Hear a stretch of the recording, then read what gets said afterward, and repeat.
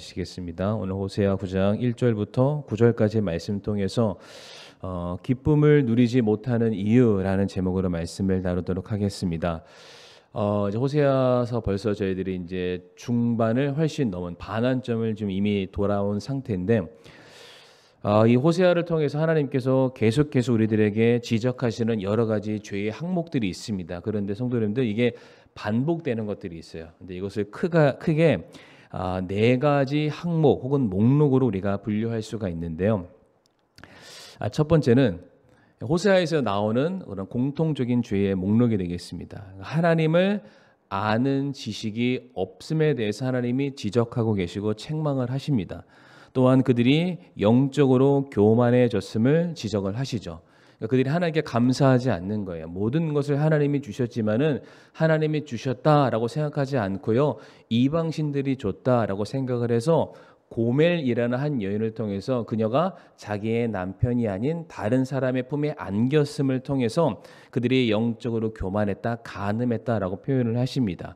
그리고 세 번째로 그들이 무자비해졌다라고 성경은 말하고 있는데, 이 호세아서와 같은 배경을 하고 있는 아모스 선지자의 그 길들을 보게 되면, 아마 제가 지난번에도 한번 말씀을 드렸던 것 같은데, 신발을 얻기 위해서 사람을 파는 일들이 횡행을 했습니다.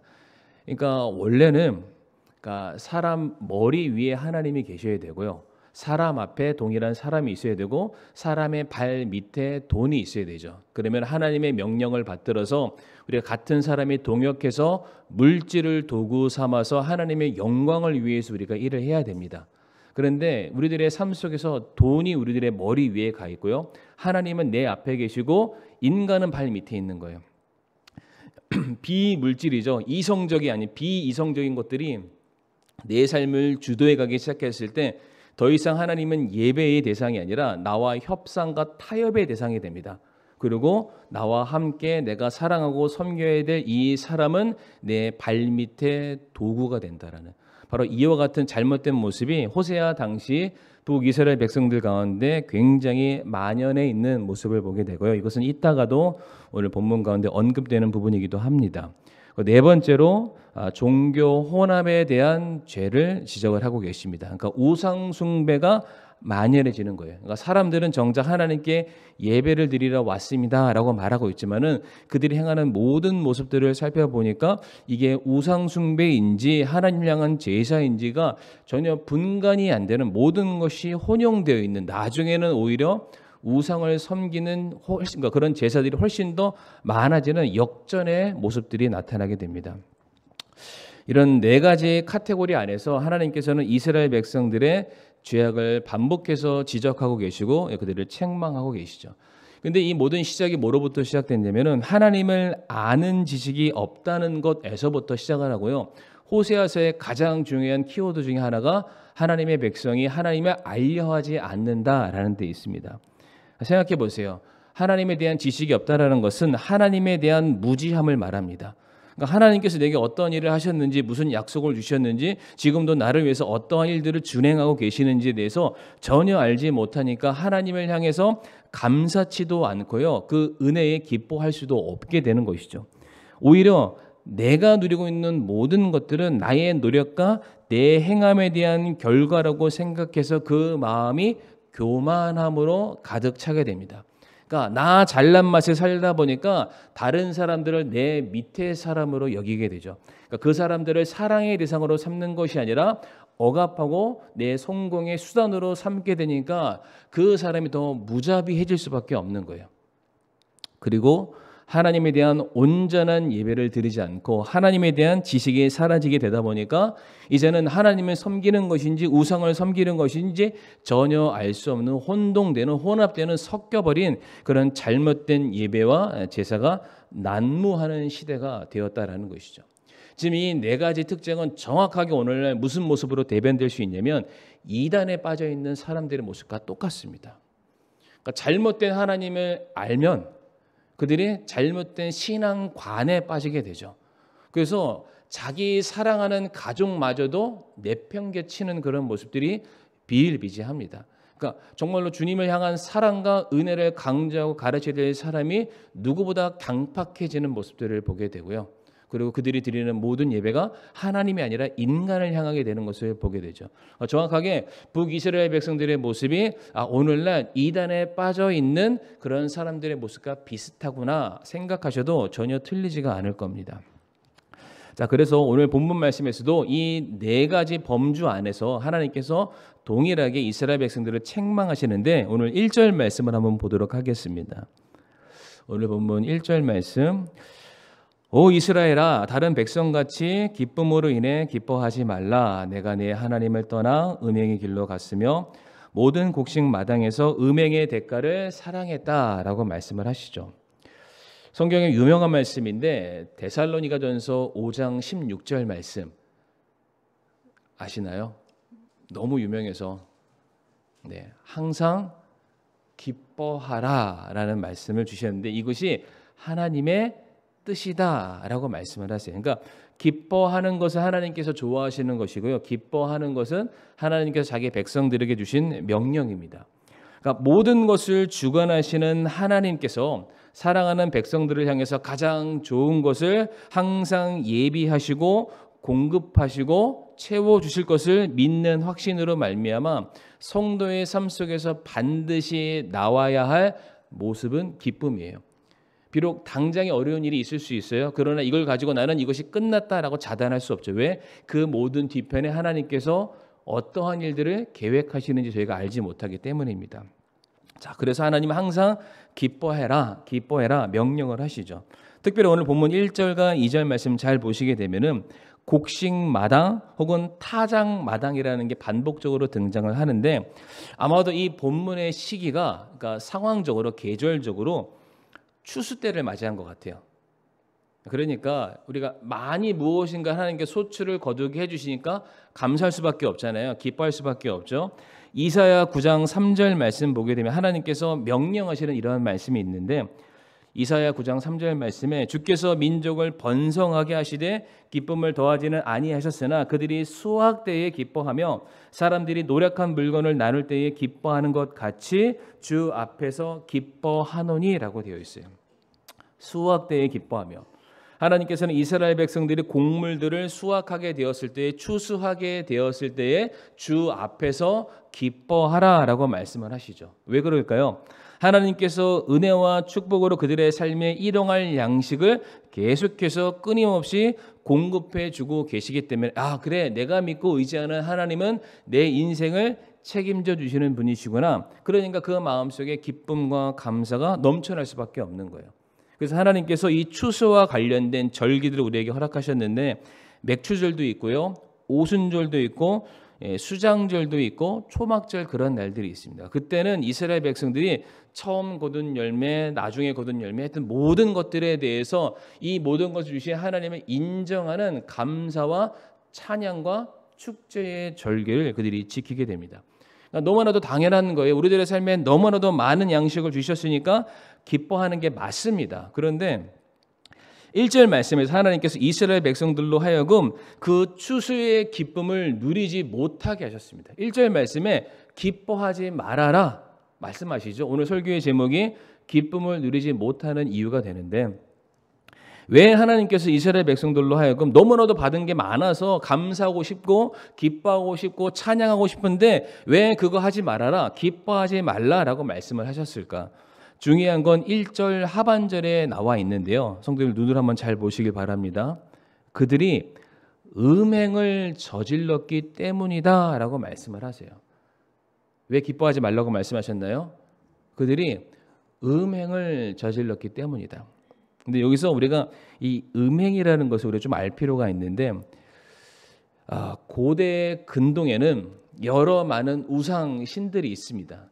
우리가 바알이라는 신들 우리 성도님들 많이 들어보셨을 텐데 바알은 뭐를 관장하는 신이냐면은 풍요를 관장하는 신입니다. 그러니까 우리가 바알에게 찾아간다라는 것은 정말로 바알 신 개인의 인격이 너무나도 훌륭해서 그 신을 섬기는 게 아니라 그 신에게 찾아가서 돼지 한 마리 바치고 소 한 마리 바치고 염소 양 바치면은 풍요를 보장해 준다고 하니까 사람들이 그 바알 신을 찾아가는 거예요. 그러니까 사람들이 더 많은 소유와 더 많은 제사를 그러니까 더 많은 재산을 얻기 위해서 바알 신을 찾아가는데 그 바알 신이 그냥 이 땅에 축복을 내려주는 게 아니라 풍요를 관할하는 바알신, 이게 남성성을 가지고 있는 신이고요. 여성성을 가지고 있는 신이 아세라 신이 있습니다. 아세라 신은 다산의 신이에요.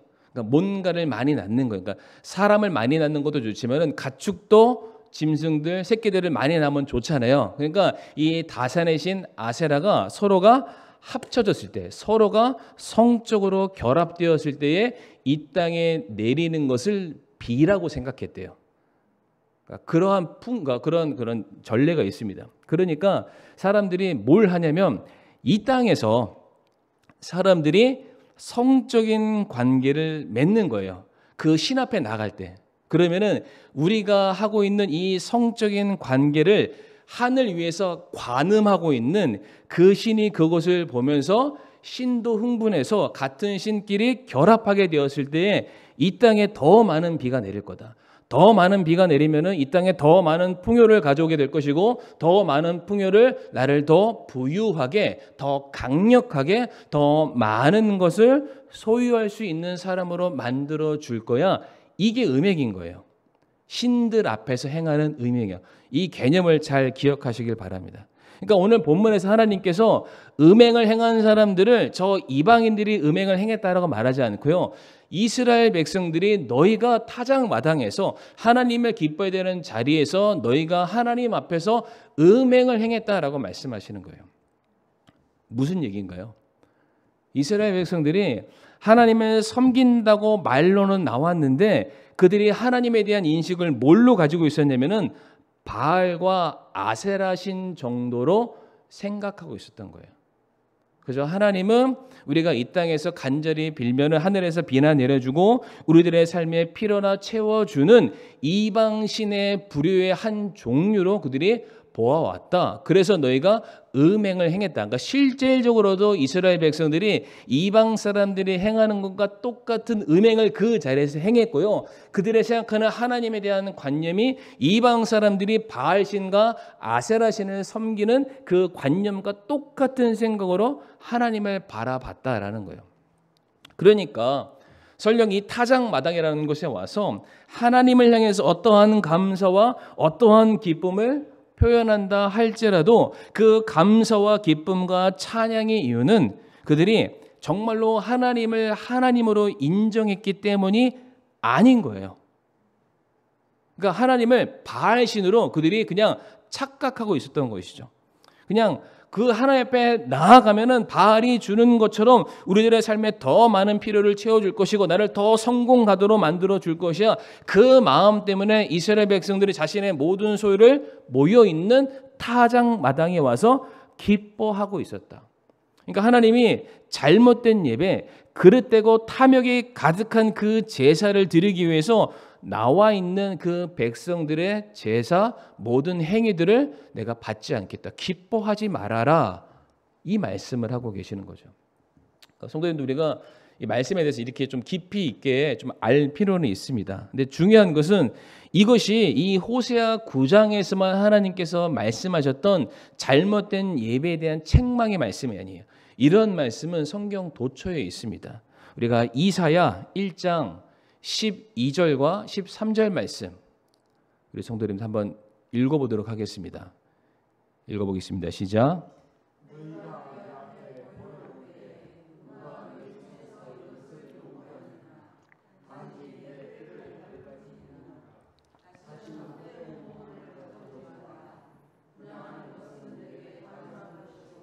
월삭과 안식일과 집회로 모이는 것을 내가 견디지 못하겠노니 곧 엄숙한 모임 그 자체가 불법이니라. 아멘. 엄숙한 모임, 제사, 예배 그게 불법이다라고 말씀을 하십니다. 왜 그럴까요? 원래 하나님은 제물을 기뻐 받으십니다. 그러니까 제물을 바치는 행위 자체가 사람이 하나님의 주권을 인정해 드리는 행위이기도 하고요. 뿐만 아니라 하나님 앞에서 나 자신이 죄인됨을 인정하는 행위이기 때문에 하나님은 우리 사람이 하나님 앞에 봉헌물로 가져오는 모든 제물들을 기뻐하신다. 그래서 그것이 태워지고 연기가 하늘로 올라가게 되면 그것을 흠향하신다라고까지 말씀하세요. 그러니까 성도님들이 우리가 죄를 짓거나 하나님의 존재 자체를 인정하기 위해서 뭘 바치잖아요. 그러면은 그 행위를 하나님께서 마치 맡으시면서 너무나도 기뻐하신다라고 표현하는 그런 말씀이 있어요. 근데 여기서는 뭐라고 되어 있나요? 13절 말씀에 그거 자체가 가증스럽다라고 말씀하시는 거예요. 구역질 난다라는 거예요. 우리가 예배드리기 위해서 말쑥하게 옷도 입고 머리도 착 넘기고 내가 가지고 있는 최고 옷을 입고 정말로 최상의 컨디션을 이 자리에서 딱 예배를 딱 드리고 있는데 하나님께서 그런 우리 애들의 모습을 딱 바라보시면서 뭐라고 하시냐면 이 가증스러운 놈아, 이 구역질 나는 놈아 나가라 이렇게 말씀하실 수 있다라는 거죠. 그 이유를 살펴보면 12절 말씀에 굉장히 많은 사람들이 엄청나게 많은 재물들을 가지고 지금 성전 앞에 문전성시를 이루고 있습니다. 내가 언제 하나님께 제사를 드릴 수 있을까? 대기표를 뽑아가면서 수많은 사람들이 성전 문 앞을 왔다 갔다. 근데 하나님이 아세요. 그들의 마음의 중심을 하나님이 너무나도 잘 알고 계세요. 그들이 정말로 하나님을 예배하기 위해서 온 것이 아니라 하나님의 이름을 빙자해서 그들의 필요만 채우러 하기 위해서 나왔던 것을 아시기 때문에 13절에 가증스럽다, 구역질난다. 근데 성도 여러분들 좀 더 분명한 말씀이 이어지는 16절과 17절에 나오거든요. 한번 보도록 하겠습니다. 16절 17절 말씀 보게 되면 너희를 씻고 너희를 깨끗하게 하라. 내 눈앞에서 너희의 악한 행위들을 버리고 악을 행하기를 그치며 라고 되어 있어요. 그러니까 수많은 사람들 제사를 드리러 왔잖아요. 근데 그 모습을 보시 하나님께서 가증하다고 말씀하시는 게 그 이유가 무엇이냐면은 너희가 내 앞에 나왔을 때 너희 자신을 씻거나 너희 자신이 깨끗하게 되기를 원하는 자가 아무도 없다라는 거예요. 분명히 하나님 앞에 범죄한 게 사실이고 하나님의 영광보다는 세상의 재물과 이리와 어떤 성공을 탐욕을 그들이 원하던 사람들이 너무나도 많은데 그래서 온 몸이 죄악으로 가득 차 있는데 그 누구 하나 자기 자신을 돌아보고 회개하고 깨끗하게 하고 하나님께 나아오는 사람이 아무도 없다라는 것이죠. 하나님 말씀하시는 거예요. 이따위 재물 가져오지 말고 너희 자신부터 깨끗하게 하고 와라. 씻고 하라. 정말로 너희가 내 앞에 회개하는 마음으로 나오지 않는 이상 나머지 너희들 그런 제사, 재물 다 필요 없다. 근데 그게 이어지는 17절에 어떻게 나오나요? 제사를 드리러 나오는 사람들에게 하나님께서 말씀하시기를 여전히 너희는 사람들을 확대하고 과부들을 핍박하는 그 일들이 그치지 않는다. 너희들 무자비하다라고 말씀하세요. 아까 처음에 말씀드렸죠. 왜 이스라엘 백성들이 무자비하나요? 하나님에 대한 지식이 없어요. 하나님을 알지 않으니까 인간이 스스로 교만해지는 거예요. 그래서 사람 보기를 무슨 자기 밑에 수하 다르듯이 자기 성공의 도구의 발판으로 삼는 그런 모습이 너무나도 많은 그 모습으로 성전에 나와서는 재물 몇 개 던져놓고 또 더 많은 성공 얻기 위해서 그 수없이 들락날락하는 그들의 발걸음을 하나님께서 보시고 말씀하시는 거죠. 가증스럽다. 역겹다. 나가라. 이렇게 말씀하시는 거예요. 지금 이게 바로 오늘 본문에 나와 있는 북이스라엘 백성들의 그들의 정말로 잘못된 죄악의 모습을 지금 하나님이 신랄하게 지금 지적을 하고 계십니다. 그런데 성도님들, 이 북이스라엘의 이 잘못된 신앙의 모습, 그들의 관행들을 과연 우리가 잘못했다, 그들은 나쁘다라고 우리가 손가락질 할 만한 자격이 우리에게 있는지 오늘 좀 우리가 살펴봤으면 좋겠습니다. 우리는 그런 타작마당에서 저들이 행하는 음행 같은 거는 저지르지 않으니까 나는 분명히 저들과는 달라. 나는 그래도 저들보다는 거룩해. 나는 그래도 하나님께 칭찬받을 만하고 하나님께 여전히 아직 사랑받을 만한 자격이 나에게 있어라고 우리가 생각할 수 있습니다. 그런데 성도님들, 지금 북이스라엘 백성들이 하는 모든 행위들을 오늘날로 바꿔서 한 단어로 바꾸면은 뭐가 되냐면은 그게 바로 기복주의 신앙입니다. 기복주의 신앙이라는 거 뭔지 아시죠? 예수 믿으면 근심과 걱정이 사라지고 예수 믿으면 무조건 복을 받고 예수 믿으면 성공을 보장받게 될 것이다. 그렇기 때문에 내가 지금 예수를 믿고 섬기는 것은 내가 먹고 사는 문제, 내가 더 잘 살고 더 출세하고 더 많은 소유를 얻기 위해서 여전히 그 마음으로 내가 주님 앞에 나아왔다. 그게 기복주의 신앙인 거예요. 그리고 그런 모습이, 그러한 마음이 우리들의 마음 한켠에 조금이라도 남아있다면 그런 우리가 누구와 똑같냐면 오늘 타작 마당에서 음행을 저지르고 있는 북이스라엘 백성들의 모습과 별반 다를 게 없다라는 것이죠. 성도님들, 이 음행이라는 게 꼭 성적으로 행하는 범죄만이 음행이 아닙니다. 음행하다라는 게 저급한 행동도 음행이에요. 수준 이하의 행동도 음행이라는 것이죠. 성도 여러분들, 우상을 섬기는 사람들은 그들이 믿고 섬기는 신에게 예배를 하는 게 아니라 투자를 합니다.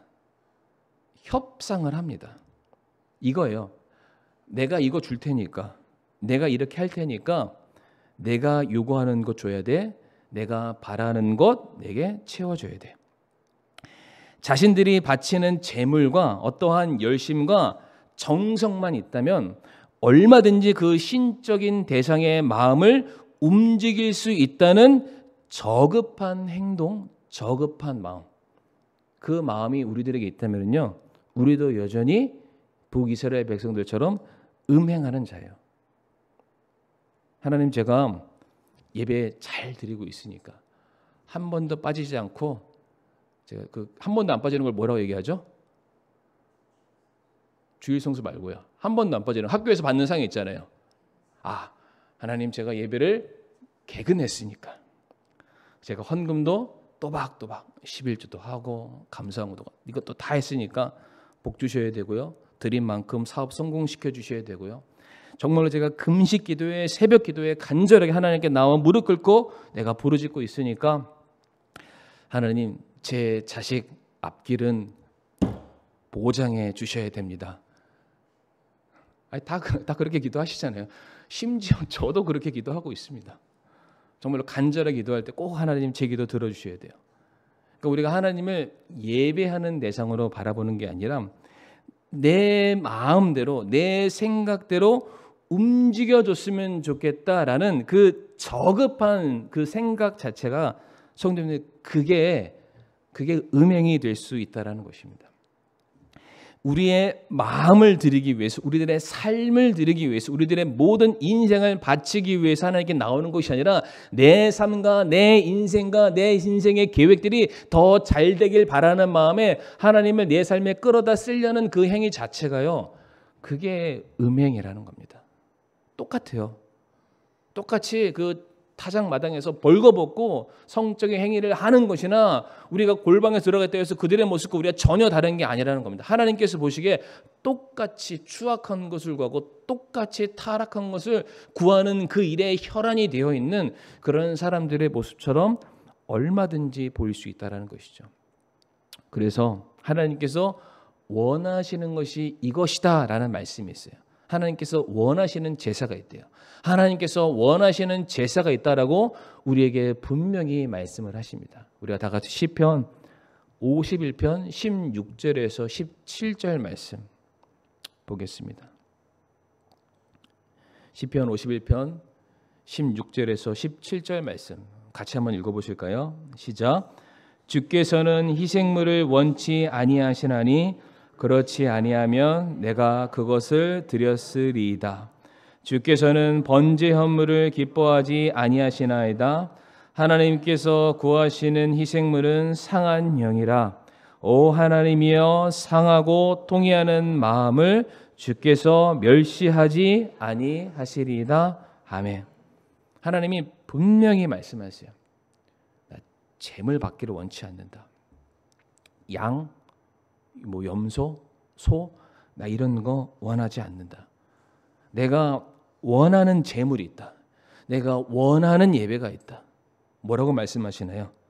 하나님이 구하시는 희생물은 상한 영이라. 오 하나님이여, 상하고 통회하는 마음을 주께서 멸시하지 않는다. 아까 북이스라엘 백성을 사는데 그렇게 많이 왔는데 뭐라고 말씀하셨어요? 가증하다, 구역질난다. 아니 그들은 최상의 컨디션에서 가장 좋은 재물을 가지고 왔다니까요. 그런데 하나님께서 말씀하시고 그거 다 물러내라라고 말씀하세요. 그러고 말씀하시기를 내가 바라는 것은 상하고 통회하는 마음을 원한대요.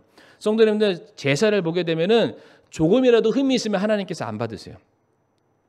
조금이라도 흠이 있으면 안 받으시고 가장 첫 번째 거, 가장 정결한 거, 가장 귀한 것만 하나님이 받으신다라고 말씀을 하셨어요. 그런데 이 말씀을 보게 되면 하나님께서 이상해요. 상한 걸 받으시겠대요. 통회한 걸 받으시겠대요. 상처가 가득한 걸 받으시겠대요. 무엇인가 마음속에 찢어져 있는 그 마음을 하나님께서 받으시겠다라고 말씀하세요. 그게 뭘까요? 우리죠, 우리. 상하고 통회하는 마음.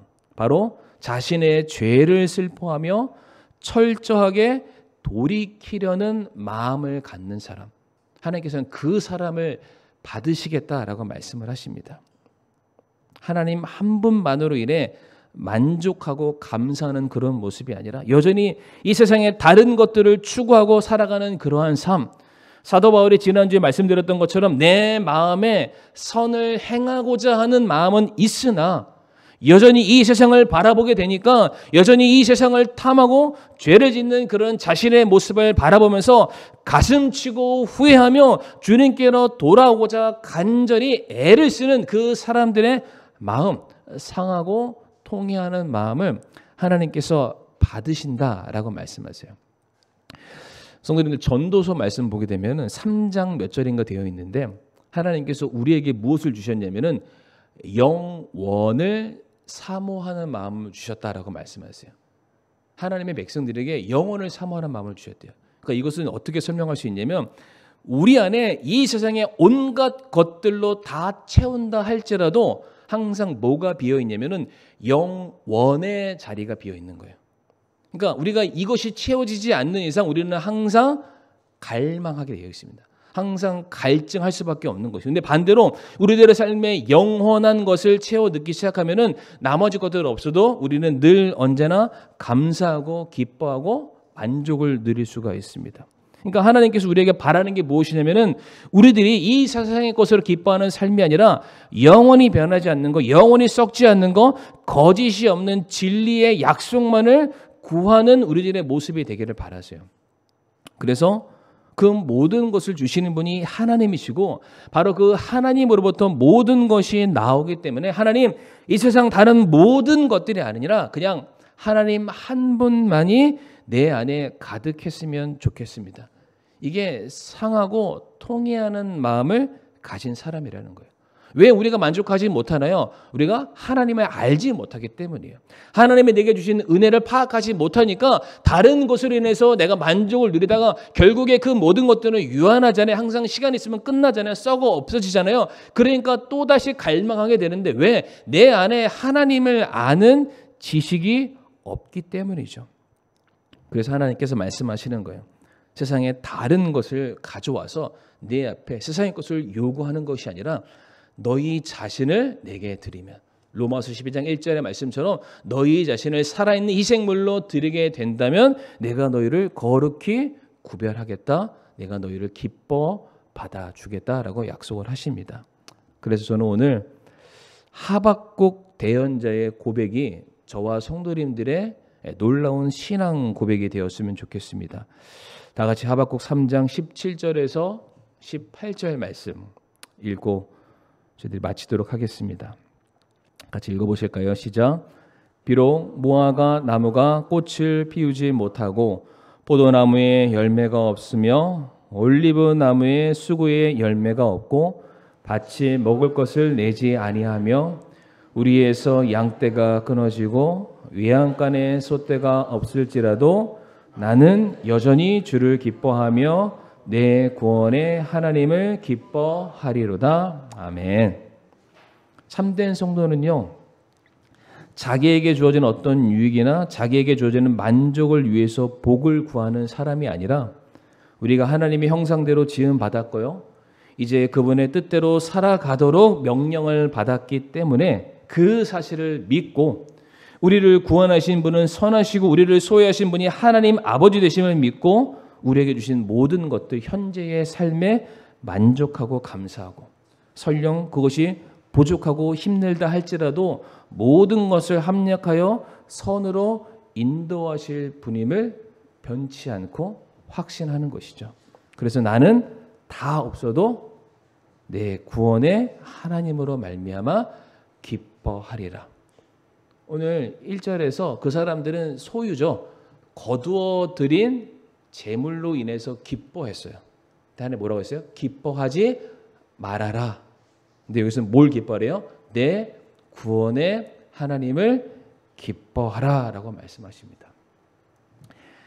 이게 원래는 지금 1절만 했습니다. 9절까지 나가야 되는데 시간상 딱 보니까 여기서 끝내는 게 가장 은혜가 될 것 같습니다.